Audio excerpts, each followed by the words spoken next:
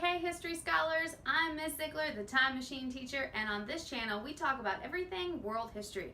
However, today we're talking about World War II, so if you're an American history student, this one can apply to you as well. Let's get started.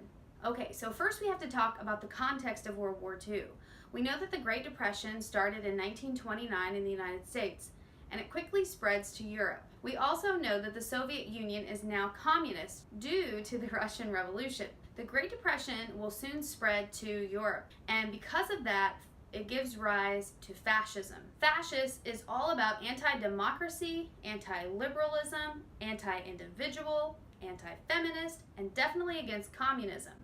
They argue that these things will divide the nation and that people need to be more conservative and have traditional values. Because of the suffering of World War I, this appeals to the citizens of Europe. Fascism first takes root in Italy. After World War I, Italy starts to industrialize. However, the Great Depression hits Italy's economy too, and peasant movements start to happen, as well as communists threaten to take over. Enter Benito Mussolini. In 1925, he and his private army, the Black Shirts, take over in Italy. He promises a different type of rule that would be more effective than democracy and that would not be communist. He promises social change as well. However, he works harder to consolidate all the power for himself. He imprisons and sometimes executes his opponents. He claims to be ushering in a new Roman Empire with hopes of reviving Italian society. Around the same time that this is all happening in Italy, the Great Depression had also hit Germany. The Germans were also very upset about the Treaty of Versailles. You see, in the treaty, it blamed Germany for the entire war, World War I that is, and it forced them to pay reparations. They didn't think that they should have to take the entire blame, and it was really humiliating for the German population. With many laid off during the Great Depression in Germany, the German people start to pressure the government for help. This is when the Nazis enter the scene. Their message was all about righting the wrongs of the Treaty of Versailles, racial superiority, and preserving the German race and culture. Getting rid of the Jews because, after all, it was their fault that the Germans had lost World War I, as well as solving Germany's economic problems and uniting the German people under the idea of nationalism. All of these things served to inspire the German people because they wanted Germany to be a better nation again, and they wanted to hold on to the tradition and the culture and the values of Germany. In 1933, Hitler legally becomes chancellor, and he begins starting to take the power for himself. He takes over the radio and the press and puts it under Nazi control. Hitler is successful in creating policies that get the Germans out of the Great Depression. His policies are very similar to the New Deal, which was ushered in by President Roosevelt to get America out of the Great Depression, where basically President Roosevelt put the American people to work building infrastructure for the country. Hitler did the same thing by having Germans who were unemployed build highways and bridges within Germany. This was just one of the policies that enabled him to get the Germans out of the Great Depression and therefore gained their support and loyalty. He also gained support by trying to preserve traditional ways. He claimed that the Jewish people were attacking traditions by bringing in modern capitalist ideas and by trying to influence people in that direction. He also blamed the Jews for the loss of World War I because of these modern ideas that they had brought in, and because of the fact that they were working with the communists and the Americans against Germany. In this way, he started to make Jews the enemy. Then he passed the Nuremberg Laws. The Nuremberg Laws stripped the Jews of their citizenship and also took away several rights, including that they could not marry outside of the Jewish faith, and they were also discriminated against in public. This further made them the enemy and hated by the German people. In fact, the separation of people is one of the warning signs in history that foretells something bad is about to happen. For example, this separation of people will eventually lead to the Holocaust, which is the mass killing and the genocide of millions of Jewish people. This same thing happens in every genocide since the Holocaust. If people would have been paying closer attention, they might have been able to prevent such genocides. In the Rwandan genocide, the Tutsis and the Hutus were required to carry around identification cards that said whether they were Tutsis or Hutus right on the ID card. This made it much easier when the genocide started to identify who was who. The same thing happens with the Nazis. They make the Jews register, and therefore when it's time to take the Jews to concentration camps, they know exactly where they are. This is something that you need to put in your memory bank just for future purposes, something to watch out for in the world. If you ever see a group of people that's being separated out, that might mean danger to come. Then on November 9th, 1938, Hitler amped up his hatred for the Jews in Kristallnacht. This is when the Nazis looted and destroyed Jewish shops throughout Germany. It was apparent at this point that Hitler was trying to get rid of the Jews. The Nazis were also anti-feminist. They believed that women's place was in the home. And as a matter of fact, Hitler believed in the preservation and the continuance of the Aryan race, which was blonde-haired, blue-eyed, light-skinned people. He did this through a program called the Lebensborn program. And that is where he hand-picked men and women who were perfectly Aryan, perfect examples of what he thought was racially pure. They were chosen by the government to go and reproduce, and then those babies would be raised within the Nazi ideology and become a perfect generation of Aryans later on. You see, Hitler knew that if he could harness the youth and get the youth to believe in him, that he had the next generation. And that's why it was so important for him to spread this belief to the next generation. He also did this through controlling schools. Instead of just studying math facts, you might study how much money Germany would save if it got rid of all of its handicapped population, and things like that. There were also children's books that the kids would read with poisonous mushrooms. And in German culture, the mushroom was known as something that was poisonous, even by children. And so to see the Jew portrayed as the mushroom, it was very clear to the child that Jews were bad. He also had programs called the Hitler Youth.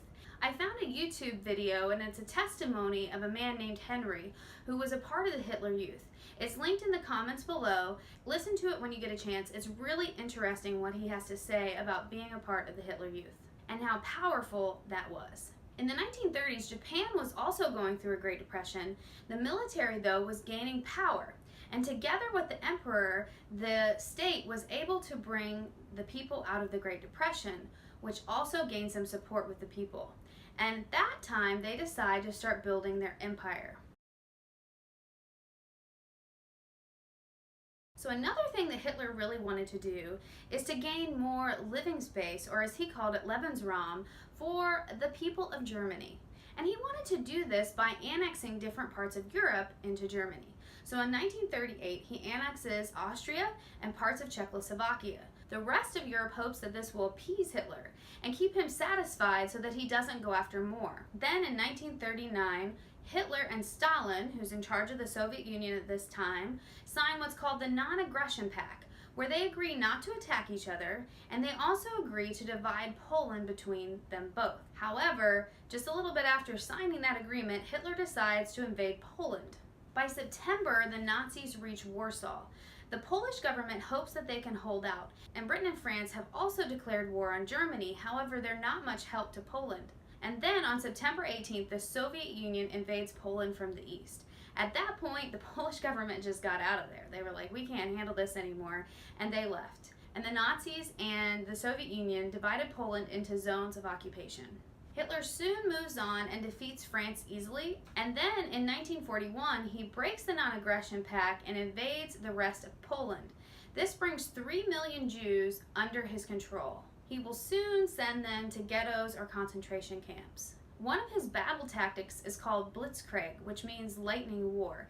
It's the movement of troops, infantry, and tanks at lightning speed, very quickly. Okay, so let's back up a little bit and talk about Japan. In 1937, Japan goes to war with China over an area called Manchuria. They're very dependent on the West for resources such as iron ore, oil, scrap metal. And they don't want that. They're also very threatened by Great Britain and the US because of their colonial claims in Asia. So they feel as though they should have control of that territory in order to be able to gain more resources and be independent of the West. They plan on trying to build their empire from the colonies that Great Britain and United States already claimed. And they also plan on winning over the people by coming in as liberators to them. But in the end, they treat the people very poorly, as their sole purpose is mainly for the resources. Now, up until 1941, America had not joined World War II. However, they had placed an oil embargo on Japan. This makes Japan very angry, and they try to negotiate with the United States, but negotiations fail. And so in 1941, they bomb Pearl Harbor. This greatly angers the American public and, of course, draws America into World War II. The war will continue until 1945. The effects of World War II are vast. First of all, on women, the war draws an immense amount of women into the war industries, such as making bombs and weapons for the troops. In America, she's called Rosie the Riveter. I'm sure you've seen her before in her working outfit and the scarf around her head. That's propaganda to try to get women to go and join and fight the war in their own way by working in the factories. It also happens in Great Britain and throughout Europe as well. There's actually a really great show. It's called Bomb Girls, and it's on Netflix right now if you want to check it out. And it just tells the story of the home front and how the women had to work and fight against cultural norms to help the men who are at war. In Europe and Asia, the women also suffered from urban bombings and mass murders, rape. It was awful for them as well, because during World War II, the lines between civilian and military were definitely blurred, and several urban environments were attacked during the war, resulting in suffering of the women on the home front. World War II was also the most destructive war in world history. 60 million deaths. A lot of that resulted from new technology such as the atomic bomb, but it also resulted from total war. Hitler was willing to do just about anything to gain ground, as well as the Japanese. Both were very brutal in their tactics. Stalin was not a very nice guy either, and if you look at how he treated his own people during World War II, you might come to the conclusion that he was worse than Hitler. It just depends on perspective. And it also depends on whose side you're on in history, because remember, Stalin was on the winning side. The Japanese were not very nice to the Chinese either. In 1937, the rape of Nanjing occurred, where the Japanese went through parts of China, killing entire villages, including all of the animals, in very brutal ways. During that time, 300,000 Chinese were killed by the Japanese. And we can't forget the dropping of the atomic bomb on Nagasaki and Hiroshima. Those two bombs vaporized tens of thousands in seconds. The dropping of the bombs also forced the Japanese to surrender, ending the war in the Pacific Theater. Another effect of World War II was the Holocaust, killing over 6 million Jews. It's just unimaginable. If you ever get the chance, please go to the Holocaust Museum in Washington, D.C. It's absolutely incredible. And those of you who live in Houston, the Holocaust Museum is remodeling right now. Will be open, I think, sometime in the spring or the summer. And it's such a testimony to the people who lost their lives during that time. Not only were Jews killed during the Holocaust, but also handicapped, homosexuals, communists, Jehovah's Witnesses, and several others that didn't fit the Nazis' perfect race. It's important to remember these people. In Israel, there's a Holocaust Museum I was able to visit back in 2001, and it's just incredible the amount of artifacts that they have been able to save in memory of the people who lost their lives. The other interesting thing that I found there is that they have a tree for each non-Jewish person who helped the Jews try to escape, and Corrie ten Boom was one of them. Her story is just absolutely amazing. She wrote a book called The Hiding Place, and I put a link to it in the description if you're interested. It's just awesome what her story entails. But when she died, her tree that was planted for her at the Holocaust Museum in Israel also died, and they had to plant a new one. So when I was there in 2001, I noticed that it was smaller than the others, and I asked the tour guide about it, and that's what he told me. Isn't that interesting that her tree died the same time she did? It's just such a testimony to the life that she led and the people that she saved. Absolutely amazing. So take the time to read her book. Once again, it's in the description. There are also some other books that I have read that are just phenomenal. This one's called Salvage Pages, and it is a collection of teenage journals from the Holocaust, just absolutely phenomenal. I'm sure you've read Anne Frank before in school. This is a kind of an extension of that, but it's different types of writing. Some of these teenagers were in the ghetto, some of them were in concentration camps, some of them were refugees. Their stories are just incredible. Another really good one is called Auschwitz, and this is about the concentration camp, and it gives you a very detailed history of what happened there. Some of my students have also been really interested in the psychology behind the Holocaust. This book is amazing for that. It's all about how Hitler got men to do what they did and how he got them to kill in such a way. This one specifically is about the killing squads that go into Poland once the final solution is resolved and Hitler no longer wants to put the Jews in concentration camps, but just to get rid of them altogether. And last but not least, this is one of my favorites. This one's called Salt to the Sea. This one's historical fiction, and so not all of it is completely true. But what I love about it is that the way the author writes it, each chapter is written from the perspective of the person who the chapter is about.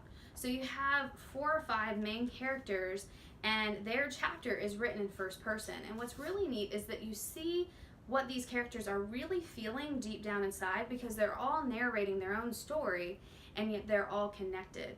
So check this one out, Salt to the Sea, super awesome. And last but not least, the UN is formed to try to maintain peace, because after both world wars, we don't want another one. And so that's why they formed the UN. One last effect of World War II is that the US emerges as a superpower, and they will soon compete with the Soviet Union in the Cold War, which we'll talk about later. That's World War II. Make sure and check out the books that are in the description. All of them are really phenomenal. All of them will give you a lot more information than what this short video entails. And don't forget to subscribe if you haven't already, and hit that notification bell so that you don't miss a thing. Thank you so much for listening. This seems to appeal to the citizens of why? All of these things, what's the word? Inspiring.